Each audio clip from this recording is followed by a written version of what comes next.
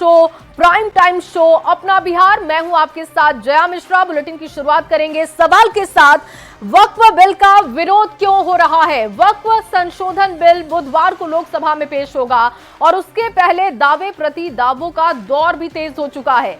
विपक्ष के नेता इसके विरोध की बात कह रहे हैं तो एनडीए नेताओं का कहना है कि हर अच्छी पहल का विरोध होता है। इसी पर आपको रिपोर्ट दिखाते हैं।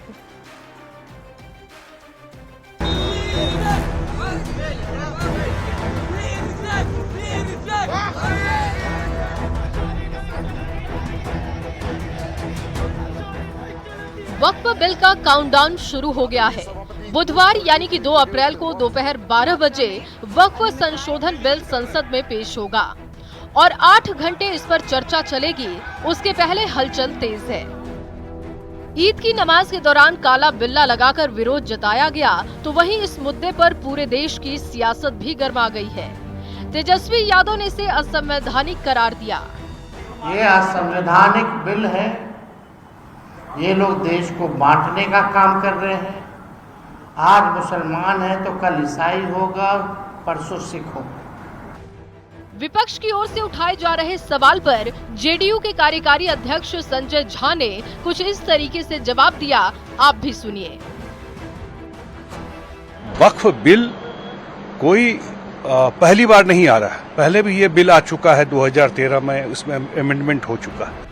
अब जबकि लोकसभा में वक्फ संशोधन बिल के पेश होने का समय निर्धारित हो गया है तो सपा प्रमुख अखिलेश यादव ने इस बिल के विरोध करने की बात कही है।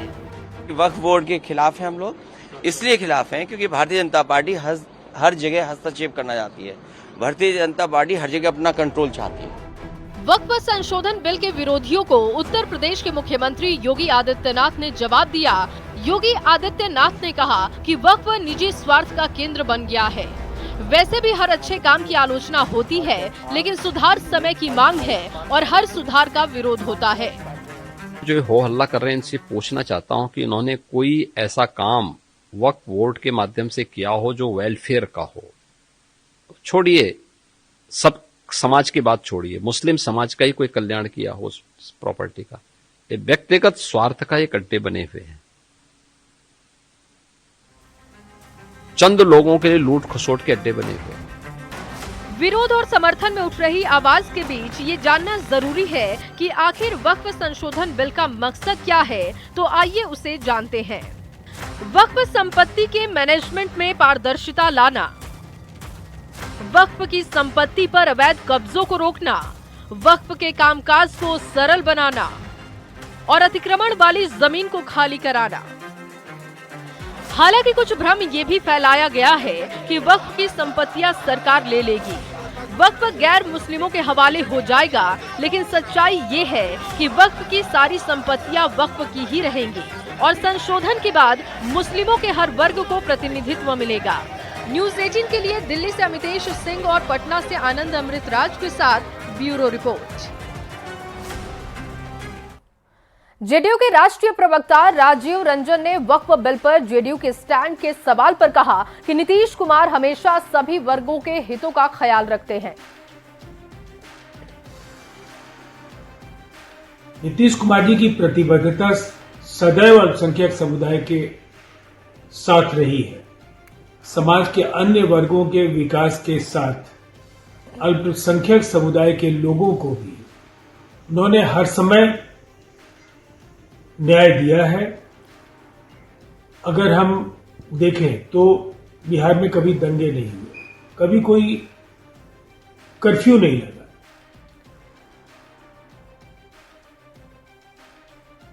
और इधर केंद्रीय राज्य मंत्री रामनाथ ठाकुर ने भी कहा कि वो वक्फ संशोधन बिल पर सरकार के साथ खड़े हैं। हम सरकार के साथ हैं जी। सरकार बिल ला रही है तो हम सरकार के साथ हैं। बीजेपी सांसद संजय जायसवाल ने भी कहा कि वक्फ संशोधन बिल मुस्लिम समाज के हित में है, लेकिन जिन्होंने वक्फ की जमीन पर कब्जा किया है उनके लिए दिक्कत की बात है और ऐसे में इस बिल को लेकर सबको साथ होना चाहिए। सभी को साथ में आना चाहिए। वक्फ का कानून जो अभी आ रहा है वो बहुत ही बढ़िया कानून है। यह मुस्लिम समाज के भलाई के लिए कानून है। हाँ, जो मुत्तवली हैं, जिन्होंने वक्फ की जमीनें कैप्चर करके रखी हैं, उनके लिए बहुत दिक्कत की बात है। वरना यह इतना अच्छा कानून है। पहले तो एक अफवाह उड़ाई जाती है जो कि मस्जिदें ले ली जाएंगी, ये कर लिया जाएगा, जबकि इस कानून में साफ लिखा हुआ है कि यह कानून भविष्य के लिए, यह पुराने के लिए नहीं है। पुराने जो भी चीजें हैं वह रहेंगी, लेकिन भविष्य में यह नहीं चलेगा। और चलिए अब बात करते हैं प्रशांत किशोर के दावों में आखिर कितना दम है। देखिए, बिहार में इस साल चुनाव होना है और पिछले ही साल अस्तित्व में आई प्रशांत किशोर की पार्टी जन सुराज अपनी राजनीतिक जमीन तलाश रही है, अपना वोट बैंक जुटाने की कोशिश हो रही है। फिलहाल निशाने पर है मुस्लिम वोट बैंक। पीके ने दावा किया है कि बीजेपी के डर से मुस्लिम लोग आरजेडी को वोट करते हैं। इसी पर आपको रिपोर्ट दिखाएंगे। माथे पर जालीदार टोपी, कंधे पर ईद में पहना जाने वाला पारंपरिक गमछा और मुस्लिम समर्थकों से घिरे प्रशांत किशोर। ये तस्वीर रमजान के दौरान की है, जब पीके इफ्तार पार्टी में शामिल हुए। ईद पर भी पीके ने सीमांचल के मुसलमानों के साथ चांद का दीदार किया। पीके बिहार के अलग अलग मुस्लिम नेताओं से मिले और ईद के बहाने अपनी सियासत चमकाने की कोशिश भी की। अब पीके ने एक ऐसा बयान दिया है जिस पर सियासत शुरू हो गई है। पीके ने कहा कि बिहार के मुसलमान विकल्प न होने के कारण आरजेडी की बंधुआ मजदूरी कर रहे हैं। समाज का एक बड़ा वर्ग न चाहते हुए भी लालू जी के जंगल राज के डर से नीतीश कुमार और भाजपा को वोट करता है। उसी तरह मुसलमानों का एक बड़ा वर्ग सिर्फ भाजपा के डर से, उनके पास विकल्प न होने की वजह से लालटेन को, राजद को वोट करता है। उस विकल्पहीनता को खत्म करना, राजनीतिक बंधुआ मजदूरी को खत्म करना। प्रशांत किशोर का बयान आते ही आरजेडी ने पलटवार में देरी नहीं की। प्रवक्ता एजाज अहमद ने कहा कि कौन किसके लिए क्या कर रहा है, ये अल्पसंख्यकों को बताने की जरूरत नहीं है। अल्पसंख्यक समाज सब बातों को जानते हैं और सारे आकलनों के बाद ही लालू प्रसाद जी और तेजस्वी जी पर अल्पसंख्यक समाज का, मुसलमानों का विश्वास बढ़ा है। जेडीयू का दावा है कि नीतीश ने मुसलमानों के लिए जितना काम किया है उतना किसी ने नहीं किया। हम वोट की राजनीति करते नहीं, हम सेवा की राजनीति करते हैं। जिसको नीतीश कुमार पसंद आएंगे, जिनको लगता है कि हाँ नीतीश कुमार ने काम किया है, जिनको लगता है कि हाँ नीतीश कुमार एक अच्छे नेता हैं। मुस्लिम संगठनों के लोग भी मुस्लिम वोटर को ये बताने में लगे हैं कि नीतीश कुमार के बातों पर भरोसा रखना चाहिए। कभी मुसलमानों के हित का काम नहीं किया। अगर मुसलमानों के हित का काम किया है तो सिर्फ आदरणीय नीतीश कुमार जी और पूरे बिहार में जो ये गंगा जमनी तहजीब हमारी है उसको कायम रखा है। वैसे तो नीतीश कुमार को भी मुसलमानों का वोट मिलता रहा है, पर पारंपरिक रूप से मुस्लिम वोटर्स को आरजेडी का समर्थक माना जाता है। पर पीके अब इसे अपने पाले में करने की जुगत में है। उनके इस दावे के पीछे का कारण नवंबर में हुए उपचुनाव के नतीजे भी हो सकते हैं। पिछले साल 4 सीटों पर हुए उपचुनाव में भले ही पीके की पार्टी ने जीत हासिल नहीं की, पर 2 सीटों पर जन सुराज का प्रदर्शन काफी अच्छा रहा। रामगढ़ में जन सुराज उम्मीदवार को 6000 से ज्यादा वोट मिले। इसी तरह इमामगंज में जन सुराज उम्मीदवार को 37,000 से ज्यादा वोट मिले, वो भी तब जब पीके की पार्टी को अस्तित्व में आए कुछ ही दिन हुए थे। जाहिर सी बात है, जन सुराज के आने से आरजेडी को काफी नुकसान हुआ और अब प्रशांत किशोर इसी वोट बैंक को और बढ़ावे के लिए दिन रात पसीना बहा रहे हैं। न्यूज 18 के लिए पटना से संवाददाता आनंद अमृतराज की रिपोर्ट।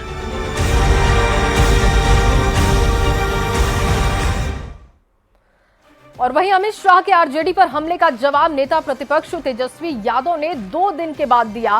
तेजस्वी यादव ने पलटवार किया और सियासी माहौल गर्म हो गया।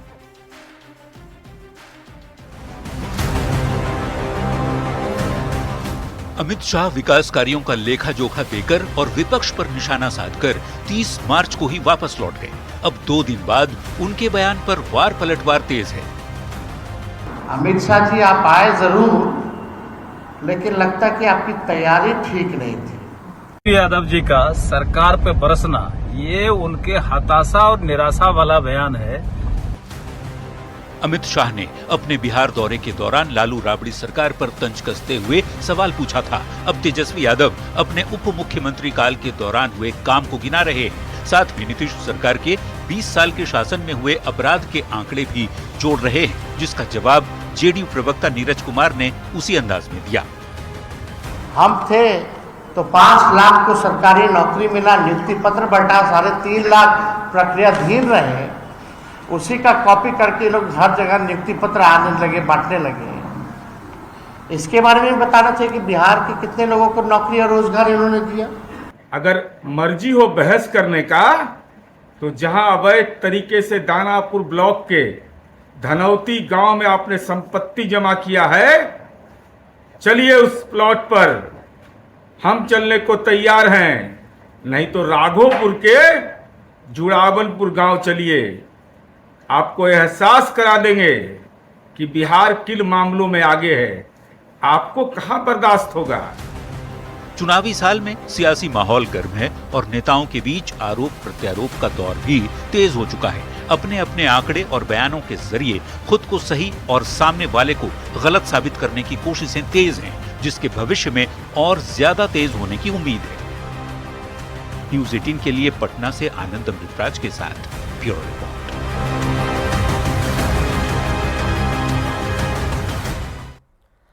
और वहीं शिवहर के पूर्व सांसद आनंद मोहन ने आरजेडी के नेतृत्व पर सवाल उठा दिया। आनंद मोहन ने कहा कि तेजस्वी पहले तो ये तय करे कि उनकी पार्टी में लीडर कौन है और किसकी चलती है। अब इस बयान पर सियासत तेज हो गई है, आपको रिपोर्ट दिखाते हैं।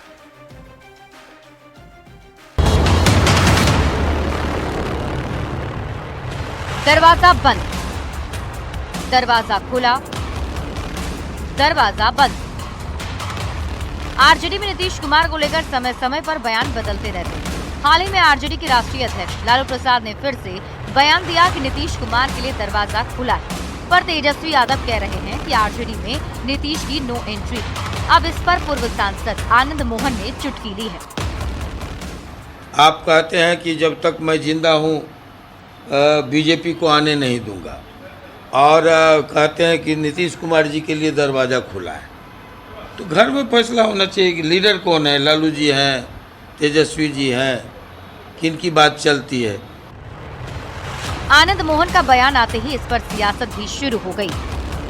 एक ने बाप को पार्टी से निकाल दिया, दूसरा बाप को कैद में रखे हुए हैं। लालू जी जब जेल में थे तो कोई मिलने गया था क्या उनसे?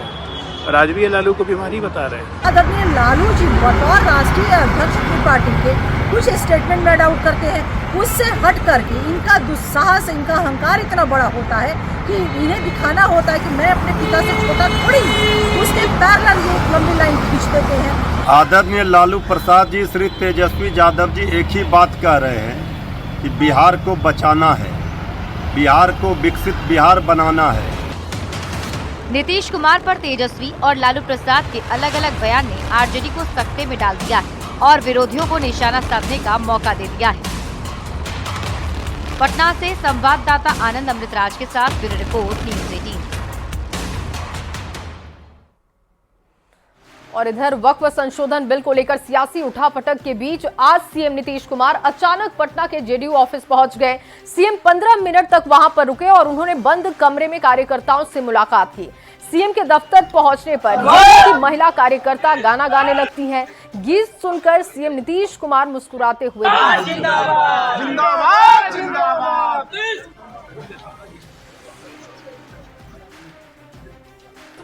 जेडीयू दफ्तर में आज अचानक से मुख्यमंत्री नीतीश कुमार पहुंचे। इस वक्त हम आपको तस्वीर दिखा रहे हैं, उनके साथ मंत्री अशोक चौधरी, मुख्यमंत्री अशोक चौधरी और नीतीश कुमार। इस वक्त जेडीयू दफ्तर में हम आपको तस्वीर दिखा रहे हैं और यहाँ पे अचानक से मुख्यमंत्री पहुंचे, जिसे देखकर हर कोई हैरान रह गया और उन्होंने कुछ देर अपने जेडीयू दफ्तर में समय गुजारा और उसके बाद वापस रवाना हो गया। जाहिर सी बात है, नीतीश कुमार लगातार जगह जगह जाकर दौरा कर रहे हैं और इसी के बीच में नीतीश कुमार अचानक से जेडीयू दफ्तर पहुंच गए। जिसे मुख्यमंत्री पहुंचे यहाँ पे किस लिए, कुछ वजह बताइए। ऑफिस में हमेशा आते रहते हैं ना भाई, आज हमारे राष्ट्रीय अध्यक्ष है, आना जाना लगा रहता है, आपको देखने के लिए आए थे ऑफिस। बिल्कुल, आज अचानक से मुख्यमंत्री जेडीयू दफ्तर पहुंचे और उन्होंने जेडीयू दफ्तर में कुछ समय गुजारा और इस वक्त उनका जो काफिला है यहाँ पे जेडीयू दफ्तर से रवाना हो गया। इस वक्त हम आपको तस्वीर दिखा रहे हैं जेडीयू दफ्तर के तस्वीर। वक्फ संशोधन बिल को लेकर बिहार के देश की सियासत गर्म है और इसी बीच में जेडीयू का स्टैंड क्या होगा इसे लेकर भी कई तरह की चर्चा चल रही है। लेकिन इसी सब के चर्चा के बीच में नीतीश कुमार जेडीयू दफ्तर पहुंचते हैं और बंद कमरे में उनके कार्यकर्ताओं से मुलाकात भी होती है। और इस वक्त हम आपको जेडीयू दफ्तर की तस्वीर दिखा रहे हैं। जाहिर सी बात है नीतीश कुमार की तो जेडीयू दफ्तर में देखकर कार्यकर्ता भी हैरान थे। आनंद अमृत राज, न्यूज 18 नेटवर्क, पटना। और चलिए अब आपको बड़ी खबर दे दे। बिहार में एक और आईपीएस अफसर का इस्तीफा मंजूर किया जा चुका है। काम्या मिश्रा का इस्तीफा मंजूर हुआ। शिवदीप लांडे के बाद काम्या मिश्रा दूसरी आईपीएस अफसर हैं जिन्होंने इस्तीफा दिया और उनका इस्तीफा मंजूर किया जा चुका है। बताएं आपको कि आईपीएस के पद से इस्तीफा दे दिया है। केंद्र सरकार से इस्तीफे की हरी झंडी मिल चुकी है और ये दूसरा इस्तीफा है। केंद्र से इस्तीफे की हरी झंडी मिल चुकी है। आपको बताएं आईपीएस अफसर काम्या मिश्रा ने अपना इस्तीफा दिया जो कि मंजूर किया जा चुका है। इससे पहले शिवदीप लांडे ने भी इस्तीफा दिया था, उनका इस्तीफा मंजूर किया जा चुका है और अब ये दूसरा इस्तीफा है। एक और आईपीएस अफसर का इस्तीफा मंजूर किया गया। बड़ी खबर आपको दे रहे हैं। शिवदीप लांडे इससे पहले इस्तीफा दे चुके हैं और अब देखिए काम्या मिश्रा का नाम सामने आ रहा है जिन्होंने इस्तीफा दिया और हरी झंडी भी उनके इस्तीफे को मिल गई। और आगे बढ़ते हुए चलिए अब बात कर लेंगे खान सर को लेकर, क्योंकि लगातार उन पर आरोप लग रहे हैं। बीपीएससी परीक्षा मामले को लेकर छात्र नेता दिलीप ने जाने माने शिक्षक खान सर पर बड़े आरोप लगाए। छात्र नेता ने बीपीएससी 70वीं पीटी मामले में खान सर पर छात्रों को गुमराह करने का आरोप लगाया है। आपको रिपोर्ट दिखाते हैं। जिस तरह से खान सर ने आंदोलन का राजनीतिकरण किया, कोचिंग माफियाओं की एंट्री हो गई आंदोलन में, उससे छात्र आंदोलन बदनाम हो गया। खान सर पर यह आरोप छात्र नेता दिलीप ने लगाया है। बीपीएससी 70वीं पीटी मामले में छात्र नेता दिलीप ने जाने माने शिक्षक खान सर पर छात्र आंदोलन का राजनीतिकरण के साथ ही आंदोलन को बदनाम के साथ छात्रों को गुमराह करने का आरोप लगाया है। खान सर ने शुरू से ही बीपीएससी अभ्यर्थियों को गुमराह किया। पहले तो नॉर्मलाइजेशन के मामले पे गुमराह किया। ऑफिस में जाके गुप्त मीटिंग करते हैं और बोलते हैं नॉर्मलाइजेशन अच्छी चीज़ है, लागू होना चाहिए, और बाद में जब हम लोग आंदोलन करते हैं तो आंदोलन में आके कूदते हैं और डाइवर्ट करना चाहते हैं आंदोलन को। इसी तरह री एग्जाम के आंदोलन को भी इन्होंने डाइवर्ट किया, गुमराह किया छात्रों को। और जब आंदोलन सही दिशा में चल रहा था तो इन्होंने आंदोलन का राजनीतिकरण करवा दिया अपने कुछ एजेंट को भेजकर। दरअसल परीक्षा को रद्द करने की मांग को लेकर खान सर बीते दिनों अभ्यर्थियों के आंदोलन में शामिल हुए थे। खान सर धरना स्थल से लेकर सड़क तक बीपीएससी अभ्यर्थियों की मांग को लेकर प्रदर्शन कर रहे थे। वहीं इस दौरान खान सर ने बीपीएससी पर सीट बेचने का आरोप लगाया था। और री एग्जाम अगर नहीं कराएंगे लोग, री एग्जाम अगर नहीं कराएंगे तो हम तो पटना के ही रहने वाले हैं और हमें बहुत अच्छे से पता है क्या चीज कैसे होता है कि 1000 करोड़ किधर गया है। हमको कुछ नहीं करना है। हमारा ये ब्लैक बोर्ड केवल पढ़ाने के काम में नहीं आता है, कई बार ये डेटा भी दिखाने के काम में आएगा कि देखिए। अब खान सर के आरोप पर छात्र नेता ने सबूत की मांग कर दी है। छात्र नेता ने पूछा है कि 1000 करोड़ रुपए किसके खाते में गए, इसे लेकर खान सर हिसाब दे।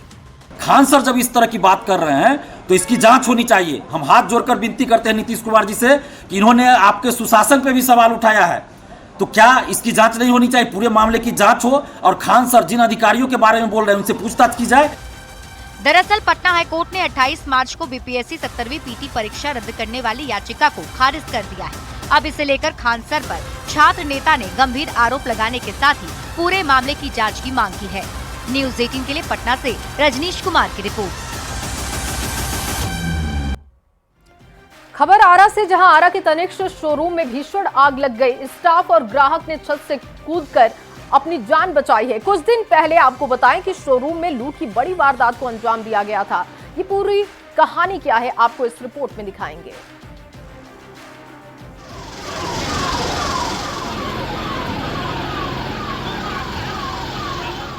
भीषण आग की ये तस्वीर आरा के तनिष्क ज्वेलरी शोरूम की है, जहां आग लगने से अफरा तफरी मच गई। बताया जा रहा है कि जिस वक्त आग लगी उस दौरान शोरूम के अंदर 40 से ज्यादा स्टाफ और ग्राहक मौजूद थे। देखते ही देखते आग ने विकराल रूप ले लिया। ग्राहक और स्टाफ ने छत से दूसरे मकानों में कूदकर जान बचाई। आग शोरूम के बेसमेंट में लगी थी। आग इतनी तेजी से फैली कि पूरा शोरूम धुआं से भर गया, जिससे बाहर निकलने का मुख्य रास्ता पूरी तरह बंद हो गया था। बताया जा रहा है कि तनिष्क शोरूम के बेसमेंट में वेल्डिंग का काम चल रहा था। इसी बीच चिंगारी निकलने से बेसमेंट में खड़ी कार में आग लग गई। धीरे धीरे आग बेकाबू हो गई और पूरे बेसमेंट को अपनी जद में ले लिया। धुआं भरने के बाद कर्मचारियों और ग्राहकों ने भागकर जान बचाई। लोग यहाँ गाना खरीदने के लिए आए थे, गाड़ी बाहर पार्क किए, लेकिन ये लोग बोला कि बाहर मत पार्क कीजिए, गाड़ी अंदर पार्क कीजिए, अंदर में पार्क कीजिए। अंदर में ही लोग का वेल्डिंग का काम चल रहा है, गेट ग्रिल का काम चल रहा है। उसी से बाइक में लगा, ब्लास्ट कर गया और उसी से आग लग गया। हम लोग ऊपर में थे तो ये लोग हाला किया कि आग लग गया। अब इतना आग धुआं भर गया कि हम लोग निकलने में सक्षम नहीं थे, सीढ़ी से बाहर नीचे नहीं आ पाए। हम लोग ऊपर छत पर भागे और छत पर से दूसरे मकान पे कूद करके हम लोग कैसे जान बचाए। सूचना पर मौके पर पहुंची फायर ब्रिगेड की टीम ने कड़ी मशक्कत के बाद आग पर काबू पाया। आगजनी में दर्जन भर से अधिक बाइक जलकर खाक हो गई। गनीमत रही कि कोई बड़ा हादसा नहीं हुआ।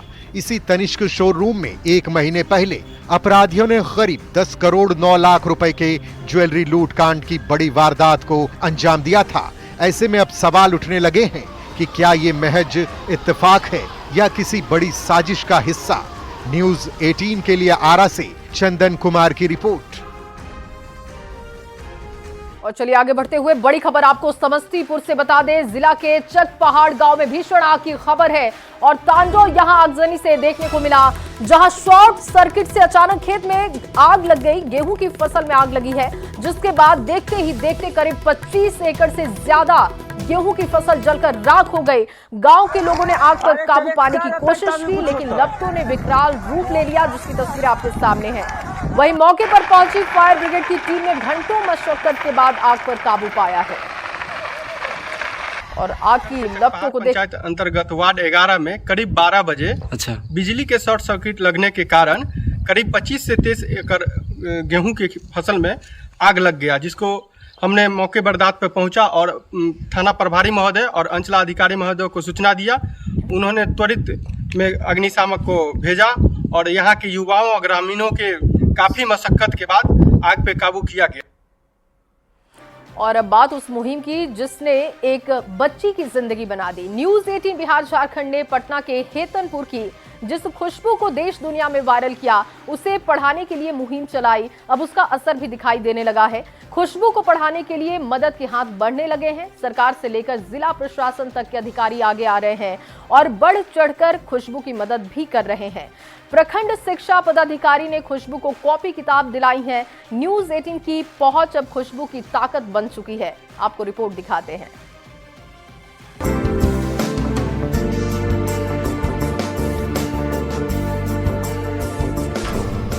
खुशबू बनेगी डॉक्टर। तस्वीरों में दिख रही इस लड़की का नाम खुशबू है, जो दानापुर दियारा के छोटे से गांव हेतनपुर की रहने वाली है, जिसे लेकर न्यूज 18 का चलाया जा रहा अभियान खुशबू को पढ़ाना है अब रंग ला रहा है। खुशबू को जिला प्रशासन ने प्रखंड शिक्षा पदाधिकारी के जरिए किताब, कॉपी और पेंसिल मुहैया कराई है, ताकि वो अपनी पढ़ाई अच्छे से जारी रख सके, अपने हौसलों को उड़ान दे सके, पढ़ लिख कर डॉक्टर बिटिया बन पाए।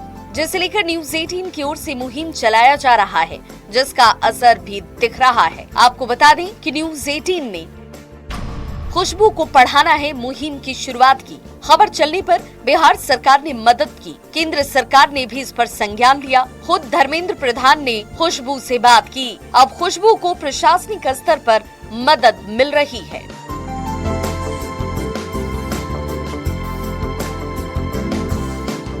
जिला प्रशासन ने खुशबू को साइंस में एडमिशन कराने का भी वादा किया है, जिसे जल्द ही पूरा कर लिया जाएगा। खुशबू को पटना के एक बड़े इंस्टीट्यूट से भी पढ़ने के लिए कॉल आया। कोटा के एक बड़े इंस्टीट्यूट ने भी पढ़ने में मदद करने का भरोसा दिया है। न्यूज 18 की मुहिम रंग ला रही है, जिससे खुशबू का साइंस पढ़ने का सपना साकार होता दिखाई दे रहा है, क्योंकि न्यूज 18 की पहुंच अब खुशबू की ताकत बन चुकी है। पटना से अमरजीत शर्मा के साथ ब्यूरो रिपोर्ट न्यूज 18।